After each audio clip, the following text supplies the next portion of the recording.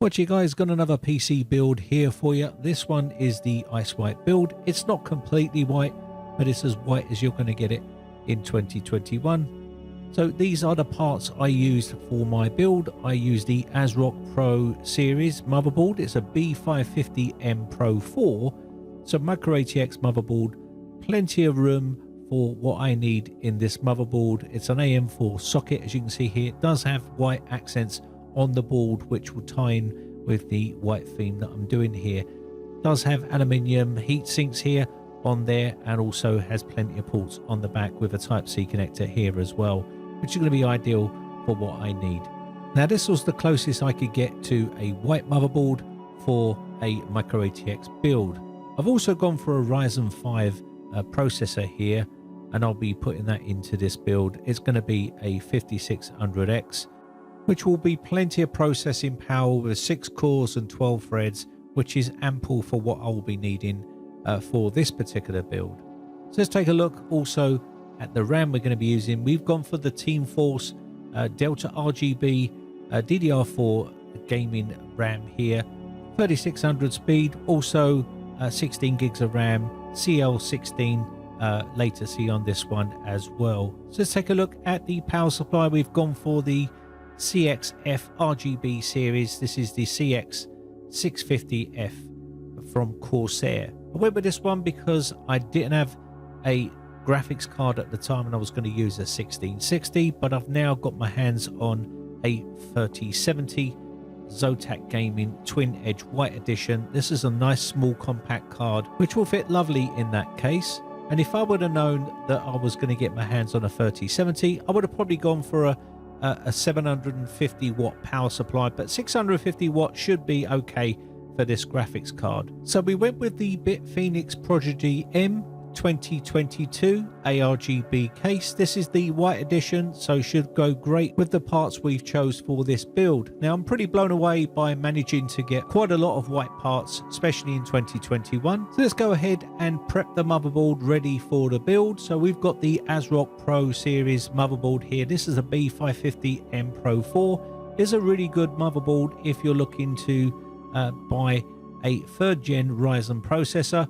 It's got everything you need on this board. So if you're looking for a small micro ATX motherboard, then look no further than ASRock. They're a very good motherboard. So let's get the CPU installed. I'm going to pull the retention lever up here, and then what we're going to do is get the CPU here. On the bottom you'll see a gold triangle here. You just have to line that up with the triangle on the board and slot it into position. Might need a little tiny wiggle here to get this into the socket, and make sure the lever is all the way back, and then once it is, you can push the retention lever down and seal that into position. Okay, let's get our storage installed on the system. We're going to be using a Western Digital Blue NVMe drive. It's a Gen 3 drive here, so that should be plenty fast enough. So here is our cooler that's on the board. We can remove this by removing the 2 screws, and then we can just offer up our NVMe drive and slot it into the M.2 slot. Very simple and easy to do.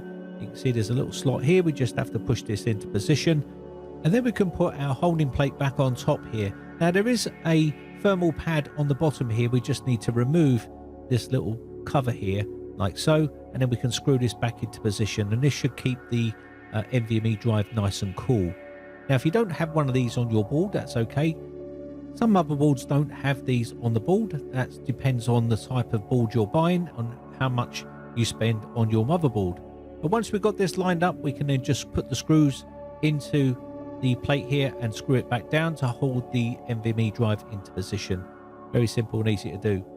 So we've now got that in position. What we're going to do is remove these 2 brackets here, because we're going to be using an aftermarket cooler here. We're going to go for the V5 CPU cooler. This is the white edition. They do a black edition on this. I've showed you how to use one of these before. Very cheap and affordable coolers, but they are very, very good for the price. They're very well built, and they keep your CPU nice and cool. So you've got instructions on here. You could just follow along with these. I'll show you basically how easy it is to do. They do fit quite a few different CPU sockets. It does have a back plate on here, which is pretty cheap and nasty. So we're going to be using the back plate that comes with this. You can still use the original back plate with this particular cooler. So let's remove the screws here from the brackets here, we need to remove these 2 brackets. There's 4 screws. Just unscrew these and put these in a safe place, because you may need to use these for another cooler, or when you come to selling the motherboard, if you choose to sell it at a later date. So let's remove these and now get the cooler out the box. And there is a sticker on the bottom here, so we're going to need to remove this so we can put this cooler on the actual board here. So you can see it's a very simple mechanism here. We've got 4 holes here where the 2 brackets will screw onto on an AMD. You can see how nice and flat and flush that is. So there's going to be no grooves here where all the compound will get stuck into. On some cheaper ones, they're really sort of like grooved and rough. But this is very smooth, and I do like the build quality on these. And you can get these for as little as 20 and 25 pounds on sale, as much as 30. I wouldn't pay no more than 30 pounds for these. Pretty cheap to pick up. So we've got the bracket on here. I'll show you how to do this. It only goes one way. The little brackets have to point in. It does show you this on the diagram, so it's very simple and easy to follow. And these are held in with 4 screws, so you just have to screw these in. And now we should be pretty much good to go to put this onto the motherboard, and that is the cooler prepped, ready for installation. So let's go ahead and take a look here. You can see the bracket is sitting on here nice. It's very simple and easy to install these, and you can pick these up pretty cheap for around about 25 pounds. We won't be using this a backplate here. It's not that great. I'm going to be using the stock backplate that comes with the motherboard when you purchase it. These are a lot better than the backplate you get with this cooler.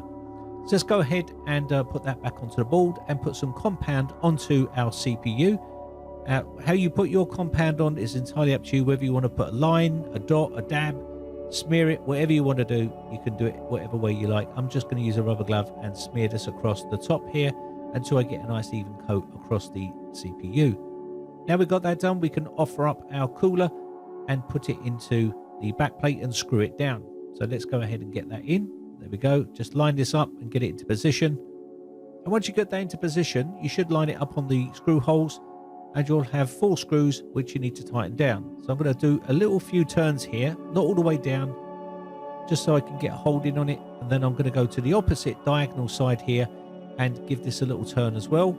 And then just work my way round the cooler until it's fully tightened down. You don't have to over tighten it. You'll know when it gets to the full tightness.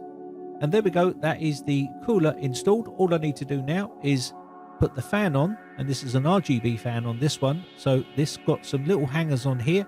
You just clip them on the back of the holes on the fan, and then just clip it onto the little catches on the cooler itself. Pretty simple and easy to do. Can be a bit fiddly, but when you've done a few of them, it's pretty straightforward stuff. Now, whether you use the stock cooler or aftermarket cooler or a closed loop water cooled system is entirely up to you, but these are pretty good for a budget build. If you were looking to build yourself a cheap PC, it's all white and it will tie in with all the other components on the board. So I'm pretty much stoked with getting myself a white cooler. Was looking at getting myself a 240mm rad, but I just couldn't seem to find a decent one that I wanted to buy, and this is probably going to be a little bit more bulletproof. So there's the finishing result. Is installed pretty well, and it's pretty easy to install these, and you can pick these up, like I said, for around about £25, which is pretty affordable. It's got an addressable RGB fan on the front here, and it runs pretty silent as well. So let's get this PWM connected to the correct header on the motherboard. So I'm going to slot this into position. Now these ties here, you don't want to be using these. They are white, but they're no good. They do have a little bit of tiny metal on these on the end, and if that touches the board, it could short out. So remove these from your install. I see people using these, you don't want to use them. So let's go ahead and get the RAM installed now. So I'm just going to pull down the 2 levers. Now the other side of levers are solid, they're not pulled back, so don't go ripping those back, you'll snap them. So let's get the RAM out of the packaging and we can then install it. So I've only got 2 sticks here, so I'm just going to slot it down the groove here, and then going to push down on either end until you hear a nice click. And that is the RAM installed on the motherboard. Now just make sure you're on a nice firm table to make sure you get a bit of resistance there when you're pushing down. You don't want the board bending and you can end up breaking a trace on the board. You don't want to be doing that, so just make sure you click down nice and firmly on a table or something like that, and you should be okay. So they're in position now. Let's just put this RGB plug into the header on the board. This is for the cooler. It only goes in one way, so just plug that in, and I can tidy these cables up a little bit later on. that's into position. We should have RGB on our cooler now, and I've tied these up with some cable ties. Yes, they're black, I know, people always pick up on things like that, but we've got black on the motherboard, so it's not too bad.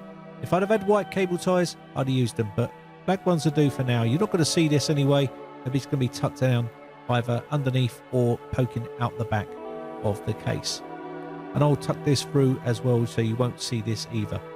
So let's get the case side panel off so we can get everything installed in here. This case is a brand new case on the market.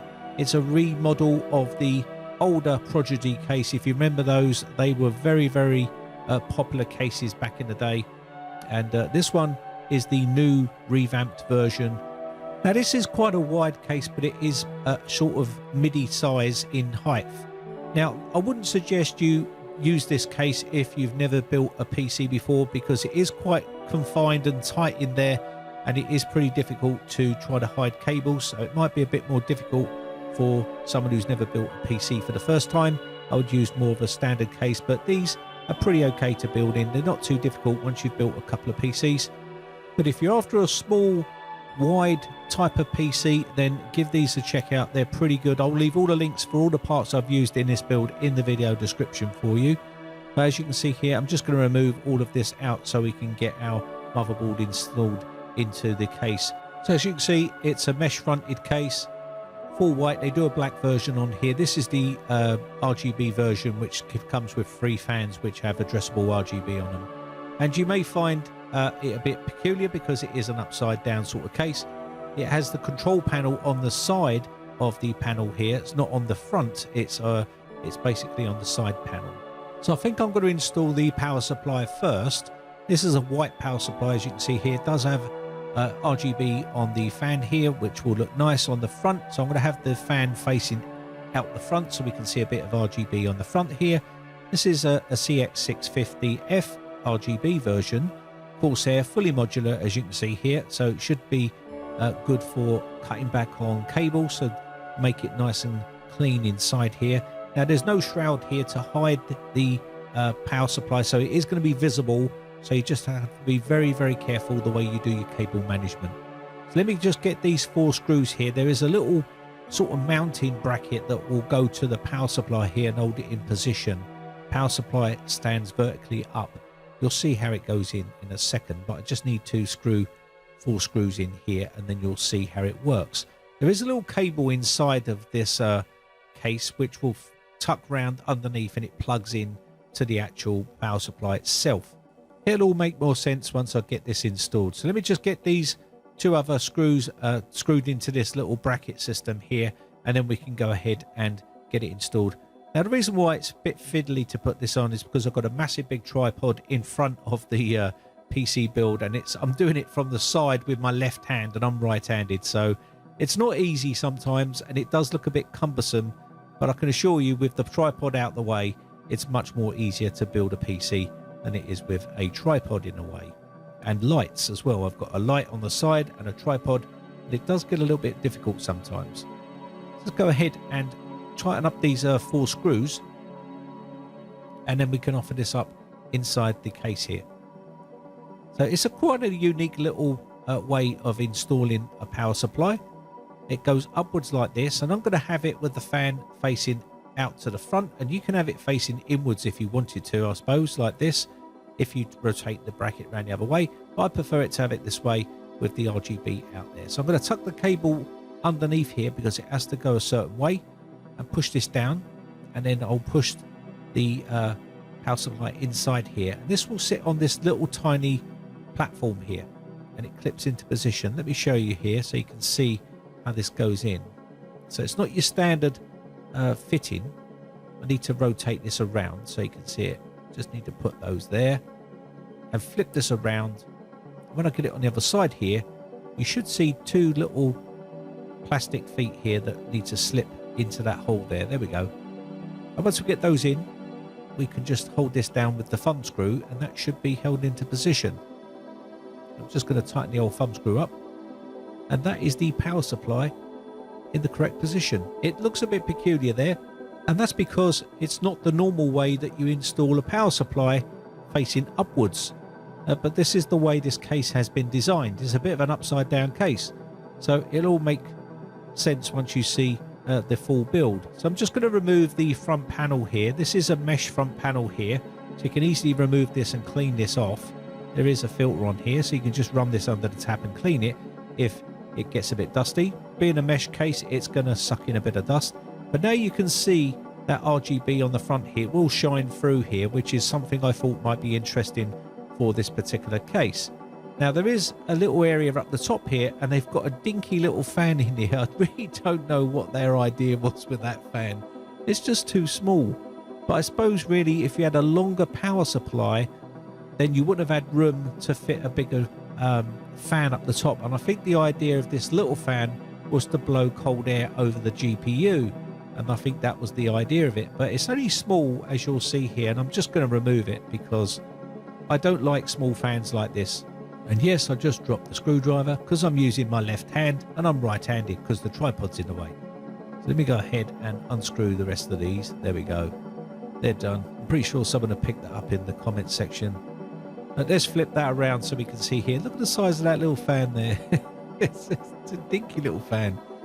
But hey, you know, it comes included in the case if you do want to use it. It will blow cold air over the actual GPU there, especially if you're using a longer extended type of I suppose PSU. You're not going to be able to get a fan up there, but you can get 120mm fan up there, maybe 140. I'll have to check the website, but there's the size of it there, and that's going to make quite a racket having a little fan like that. So not so happy with the little fan on there.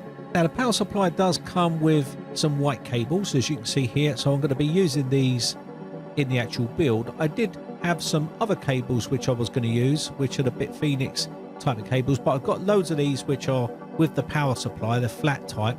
I think they'll be more beneficial in this build because of the type of cable which I can fold over and bend around the actual tight spaces, because it's going to be a bit tight. So I need to put some standoffs into the actual case because there was a few missing, and they do come in the actual packaging, so that's okay. And now I can offer up the motherboard, so I'm just going to put the IO shield in and basically push the motherboard into position.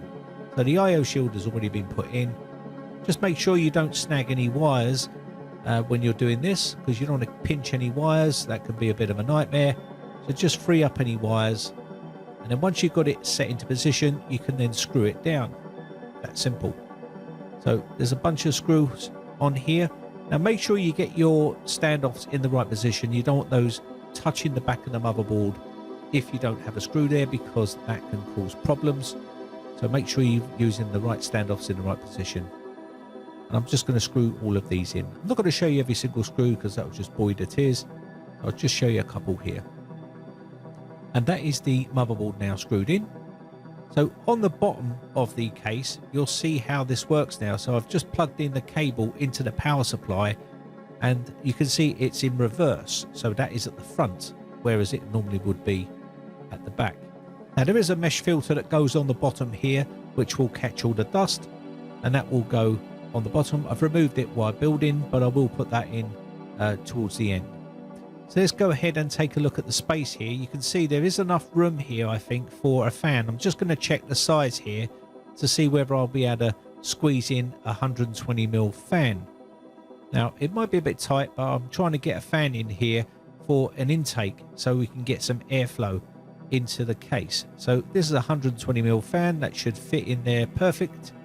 So that's what we're going to do. I'm not going to use a black fan. I will be using white fans, but if you do want to do a white and black build, that would be cool as well. Now on the top, it does come with a piece of perspex. It does have some protection cover on here because I'm not going to be using this, but if you do want to use this, you can use perspex on the top. If you're not going to be putting a, say for instance, a closed loop water cooled system on here, you can have the perspex on the top, or you can have, say for instance, a mesh filter on the top here if you're going to have a closed loop wall cooled system, or you're going to have fans on here. So I'm just going to get the cables plugged into the power supply, and I'm going to plug all of these in. And sorry, my big arm's in the way there. So I'm just going to plug a bunch of these in so you can see basically where these are going to go. Now there is no basement here to hide the power supply, so we have to be very careful how we cable manage this system, because obviously I don't want bunches of cables everywhere. So I'm only going to use the bare essential cables that I need here, so I don't completely congest that area. So it's going to be very difficult to hide these cables and it will look a bit unsightly. So I'm going to have to think this one through and try to route these round through the back here. Now there is a hole around the back here where I can basically push the cables through. These are at the bottom of the motherboard, and there is a little gully at the bottom of the motherboard which will allow me to put, say for instance, a fan controller in there if I wanted to, or some cables, but I want to try and keep that as clean as possible in there. So I'm going to pull whatever I can through, and I'm probably going to think about putting the fan controller up here, because we've got a lot of fans here and I don't want all the cables inside of the build to make it look messy. So this fan hub's going to have all of the fan cables in here, and also all of the addressable RGB cables plugged in here, and you can see quite a few of them here. And you can see we have a little cable which will go to the actual motherboard, and you can see there's a little gully down here. I've just pointed this cable. I've tried to route the 24 pin around the back here so it's not so messy. So I've tried to come through the bottom here and up the side here. Now you could come up the top, but there'll be a big massive cable sticking out of the top there, and that's about the best place I can think of it at this stage to try and keep it looking a bit more tidier. I've also routed the CPU power cable through the bottom there as well, and I think it looks a little bit tidier. There is a little gully there to hide it. It's not so noticeable, but that's about as good as you're going to get it there really, and it will come through this area here. So I've gone out round the back and out through the bottom, and I think that's probably the best way to do this. I'm not so sure how I'm going to route some of the PCI Express cables through there. We'll have to have a look which way to do this the best way. So it's work in progress. We'll just carry on with the build and I'll work this out as I go. So you can see we've also got the RGB for the power supply here, which needs to be plugged in. So I've gone to the hub with that one as well. Now I'm going to add in 3 more fans, believe it or not, and these are the Bitfenix white fans here. These are the Spectre fans. I want to make sure I use all the same fans. So I found these online for around about £30, so I purchased those. So we've now got 6 fans. It does come with 3 fans, and there'll be 2, as you can see here, intakes at the bottom and 1 extractor at the back here, and we're going to have 2 more at the top and 1 more here at the front, which will be an intake. So I want to try and get some airflow into the case rather than just have loads of extraction here. So let's go ahead and screw that 120mm fan on the front, and this will be drawing air into the actual build itself, which will bring nice cool air in, and then we can extract it. So I wanted to make the front here an intake fan, so I'm glad I could remove that little small one and get a bigger fan in here. And also it's an RGB fan, so it's going to look a bit nicer on the front, where we'll have 2 RGB fans on the front. We'll have the power supply and that 120mm, which I think will brighten up the front and make it look a bit nicer.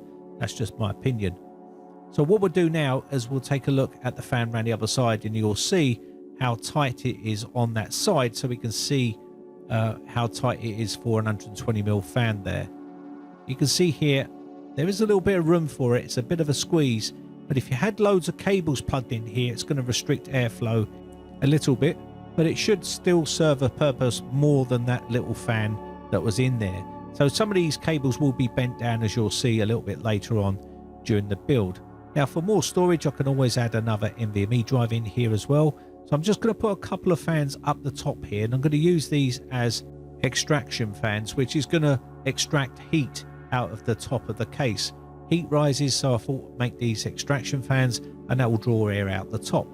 Now you could make 1 intake and 1 extraction depending on how you want to set yours up.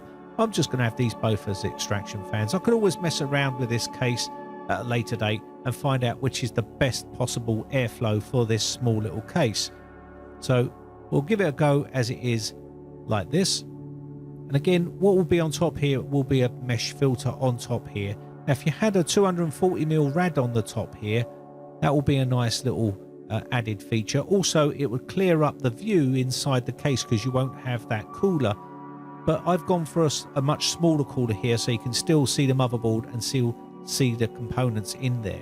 and that was my goal. But it would look better, I think, with a 240mm rad up the top. That's just my personal opinion. If you've got a black one, you can buy the black 240mm rad. If you've got a white, you can go for the 240mm white all-in-one cooler. So now we've got a ton of cables here, as you can see, from all of this RGB, and this is the big downside of addressable RGB. You're going to have to find somewhere to tuck down your cables. Now, with this addressable RGB hub, I found that the cables do push in nice and tight, and they do clip into position. Some of the other cheaper ones that I've seen on the market, they just sit in there loosely, and if you try to use cable management on them, they just keep falling out. But these ones from Bitfenix, they do clip into position and have a nice snug fit, which means they're not going to fall out. So I could easily cable manage some of these cables a little bit later on, which I'll probably put a couple of cable ties around these just to tidy it up a bit. So we're coming in the end now. I'm going to go ahead and get the 3070 installed in this case. Now, this can actually take a large graphics card in here if you wanted to. I'm going for a 3070 RTX 3070 by ZOTAC. It's a smaller compact edition, which will be ideal for this particular build. Again, if you are using a larger card, you can side mount these and have it vertical upwards. There is a bracket in here. Doesn't come with the GPU ribbon that will go to the motherboard. You have to buy that separately, but it does have the bracket. So this is the compact 3070 from ZOTAC. As I said, I was very lucky to find this online. I was going to use the 1660 Super, which I had. That's the only card I had to hand, which was silver. So I was lucky to find this white one. It did cost me £800 for the privilege, which is pretty hefty for a 3070. But if you want it looking nice and finish the job off, then you have to pay the money at the moment. Now, it does have a little recess here, which I did not like for putting the power cables in. It made it super difficult to plug those cables in, so that was not a really good plus sign for me for this card. With it being so tight in there, there's not much room to get your fingers in to push in the cable, and once you've got one cable in, you have to hold the cable to push it in. But I managed to do it, so I'll spare you with the fiddliness that I was doing with those cables, because it did take a bit of time to get them both in. So what I'm going to do here is get this card in. I need to remove that back bracket on the case, and again get this installed into the actual case here. I really do like this card. You can have it up vertically like this if you wanted to, but I think that would be really close to the glass, so I'm not going to have it sitting up that way. I do have a ribbon cable I could use, so I'm just going to put it up in this position here and have it upwards like this. Now, the only downfall with this case I find is the lettering is now upside down, so you will have upside down lettering, but that's the type of case this is. So if that's a deal breaker for you, then maybe this case isn't for you. But I've managed to get the cable management as nice as I can. It's going across diagonally there. That is the best way I can get it without it looking all the way down. I didn't want it going straight down and looking messy, so I tried to give it a little bit of clearness there so you can see into the case itself. Let me know what you think, whether I should actually go straight down or whether leave it at a diagonal like that. I don't know. But that's about as good as you can get it. It's very tight in there to cable manage, but I think that's about as good as I can get that cable management on there for this particular build. Turned out okay. Now, I used black cable ties that did sort of trigger someone, but I think it looks okay. We've got some black accents in there from the motherboard, and there's some white on the motherboard, but I think all in all it turned out really, really well. I've got it sort of a bluey white type fan colors. I do like the look of that. It really does set that white off very well. I'm not sure I can change the white on the RGB on the graphics card. I'll have to look into that. It took me a while to get all of the RGB synced together, but it does look rather nice. I think it turned out pretty well, and this is going to probably be my main system, I think, because I do like the look of it. Now, I did just build myself a 6700 XT machine, but I've got no use for that now. It's sitting on the floor not being used, so I'll probably use this little one here instead. And let me know what you guys think of this type of build and whether you like it. Cable management looks a little bit scruffy on that power supply area there, but there's not a lot I can do about it. I've got nowhere to put them. That's about as best as I can get it. So you know, that is the style of this case, but all in all I do think it turned out okay. The black motherboard with some white accents on it Again, I couldn't get a full white motherboard. I had to get some black there, and I think with the black on the cable ties and the black on the PSU actually makes it look quite nice as well. Again, it's all about what parts you can get in 2021, and it's not that easy, trust me. But anyway, I think that's going to be about it for this video. So I hope you enjoyed the PC build. Let me know in the comment section below what you like about the build, or whether you like it or hate it, whether you hate RGB, like RGB, and whether you like this particular build or whether you don't like it because it's upside down. I'll be interested to hear your thoughts. If you've not joined our Discord server, the link is in the video description. You can always join. It's free to join over there. We give PC help over there. Also, if you want some build information or build advice, by all means you can ask your questions over there. We've got plenty of rooms and channels in there. If you're over 21, you can join the voice chat and chat with us guys in there. We're in there pretty much every day, and it'd be lovely to see you all over there. Anyway, I think that's going to be about it. I'm starting to waffle on there. My name has been Brian from briteccomputers.co.uk. Hope you enjoyed the PC build. All the links are in the video description for the parts I used in this build. Big shout out to all my YouTube members. Thanks again for watching. Bye for now.